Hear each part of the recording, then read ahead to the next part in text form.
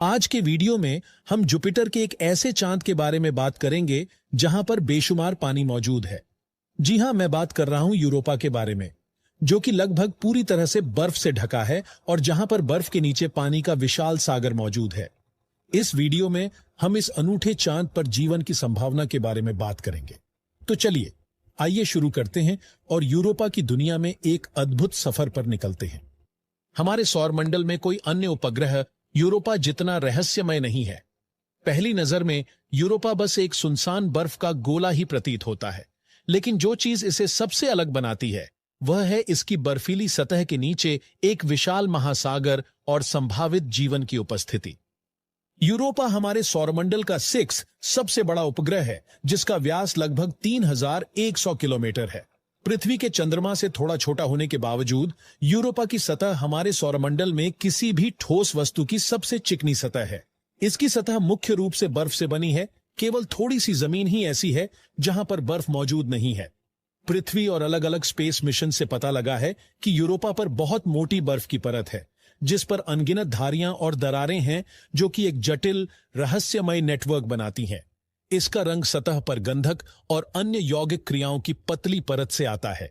ये दरारें यूरोपा को सौरमंडल के सबसे अधिक विखंडित पिंडों में से एक बनाती हैं। कुछ रेखाएं सतह पर हजारों मील तक फैली हैं। लेकिन जो कुछ इन दरारों के नीचे छिपा है, उससे वैज्ञानिक इतने उत्साहित हैं।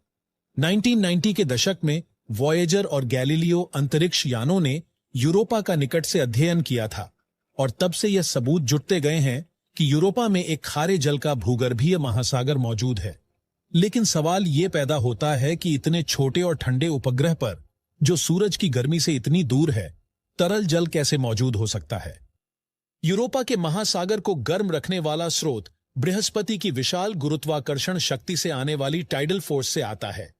जिस तरह चांद पृथ्वी पर ज्वार उठाता है, उसी तरह बृहस्पति का गुरुत्वाकर्षण बल यूरोपा के अंदरूनी भाग को हर कक्षा में 30 फीट तक उभार देता है। यह झुकाव और खिंचाव घर्षण के कारण अपार मात्रा में गर्मी पैदा करता है, शायद इतनी कि बर्फ को पिघला सके और भूगर्भीय महासागर बनाए रखने के लिए पर्याप्त हो। वैज्ञानिकों का अनुमान है कि यूरोपा की बाहरी बर्फ की परत 15 से 50 किलोमीटर तक मोटी है। हालांकि ध्रुवों पर यह ज्यादा मोटी और भूमध्य रेखा पर कुछ पतली हो सकती है। इस मोटी दरारयुक्त बर्फ की परत के नीचे एक गहरा महासागर है, जो 100 किलोमीटर तक गहरा हो सकता है। अब तक की गई खोज इस महासागर की उपस्थिति की ओर इशारा करती है। यदि यूरोपा में वाकई भूगर्भीय महासागर है, तो प्रमुख प्रश्न यह है, क्या इस समुद्र में जीवन के लिए उपयुक्त परिस्थितियां हैं?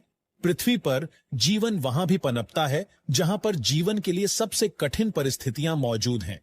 सरल सूक्ष्म जीव उबलते हुए गर्म झरनों, जमी हुई अंटार्कटिक की बर्फ और गहरे महासागरीय ज्वालामुखियों और मीलों नीचे चट्टानों के भीतर भी जीवित रहते हैं।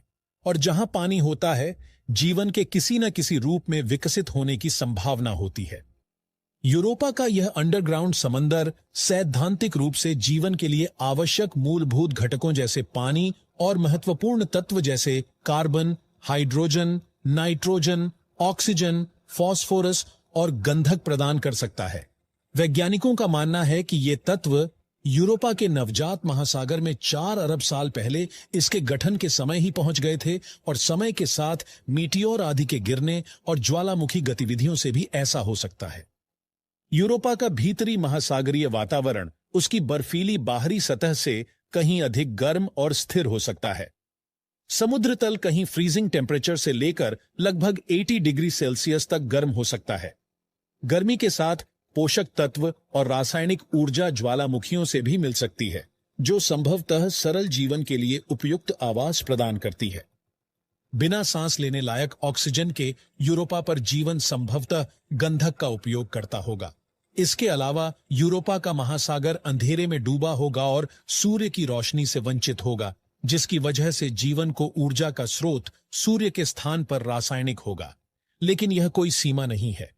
पृथ्वी पर भी गहरी गुफाओं और गहरे महासागरों में पनपने वाला जीवन सूर्य की रोशनी पर नहीं, बल्कि रासायनिक क्रियाओं पर निर्भर करता है।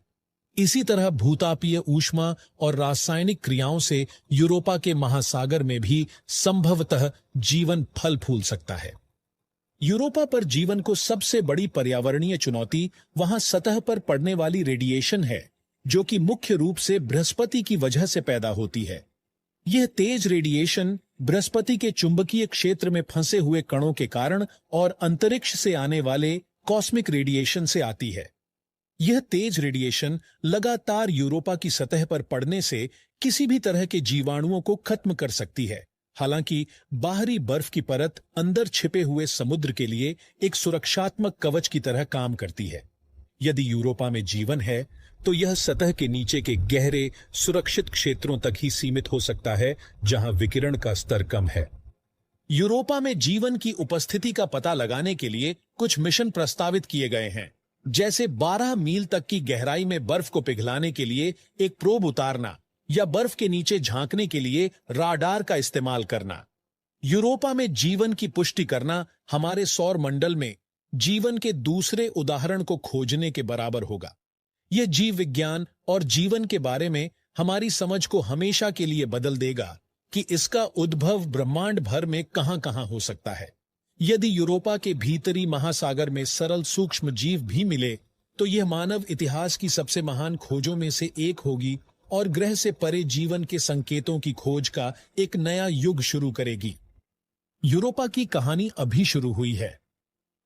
नासा वर्तमान में 2020 के दशक के मध्य तक यूरोपा क्लिपर नामक एक अंतरिक्षयान लॉन्च करने की योजना बना रहा है, जो यूरोपा पर जीवन की खोज करेगा और देखेगा कि क्या वहां की स्थितियां जीवन का समर्थन करने के लिए उपयुक्त हैं। रोबोटिक प्रोब और लैंडर अंततः यूरोपा की बर्फीली सतह को चीरकर नीचे के महासागर से नमूने एकत्र करेगा और सूक्ष्म जीवी या यहां तक कि मृत समुद्री जीवों के अवशेषों की तलाश भी कर सकता है। जैसे जैसे ये अभियान आगे बढ़ेंगे, यूरोपा का रहस्य धीरे धीरे उजागर होगा और हमें यह पता चलेगा कि क्या हम अकेले हैं या ब्रह्मांड में जीवन से भरे अन्य उदाहरण भी हैं। केवल समय ही बताएगा कि क्या यह छोटा उपग्रह सूक्ष्म जीवी जीवन से भरपूर महासागर से वाकई में भरा है या केवल एक वीरान चांद बृहस्पति के चारों ओर घूम रहा है। निश्चित तौर पर हमारे ब्रह्मांड में अन्यत्र जीवन की खोज में यूरोपा पर जीवन की खोज एक मील का पत्थर साबित हो सकती है।